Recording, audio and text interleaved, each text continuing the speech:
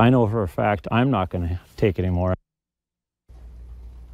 That man, like many others across some southeastern North Dakota counties, are just plain fed up. They say men in white vans have been coming to their property and stealing from them, and that it's been going on for years. That's why he called our whistleblower hotline. In fact, the sheriff of Sargent County says it's a big problem. And he tells Valley News Team's Melanie Palmer they are tricky culprits to catch.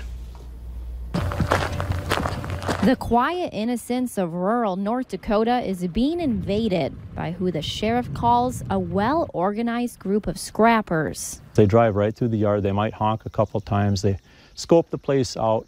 And if somebody stops by, they try to make themselves look legit and say they're interested in scrap iron. Jesse Froelich has lived in the Lidgerwood area for about 20 years now. And like most people who have seen these men, he lives on a farm. He says he's tired of these scrappers showing up at his house, asking about his stuff. I want to say they've been doing this for about 7 years. But there's more to this case than just asking to buy some scrap metal. The Sargent County Sheriff, Travis Paper, tells us if you don't agree to selling these scraps, they often come back when you're not home and steal it. Clint McLaughlin has had some run-ins with these men too. In fact, he's even done some business with them. I have sold some stuff to them, and which worked fine.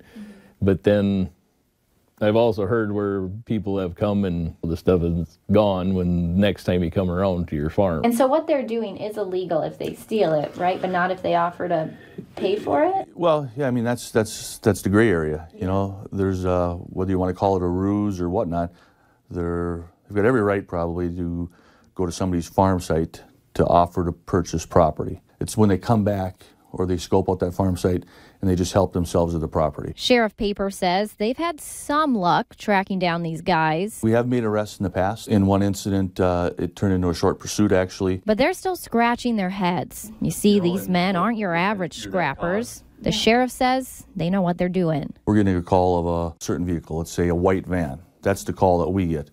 We get to an area, locate that white van, and there's nothing in that van. But we learned later on that, yeah, they probably have a secondary vehicle in the area where they meet up with that vehicle. And now people like Jesse are taking matters into their own hands. They took off, and I chased them down and verbally warned them again. But the culprits are still on the road. I think if everybody's aware of who they are, it's going to make their job a hell of a lot tougher. In Sargent County, Melanie Palmer, Valley News Live.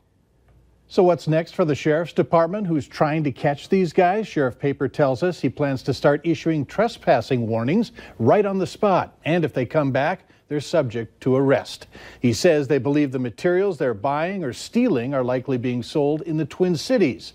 The sheriff tells Valley News Live these men are often driving large white vans, as shown in this story. He says do not hesitate to call the Sheriff's Department with any concerns or spottings. This story came to us through our whistleblower hotline, and if you need help with a serious issue in your community, call the phone number on your screen, 701-237-6576, and leave your tip. We'll do our best to get to the bottom of it.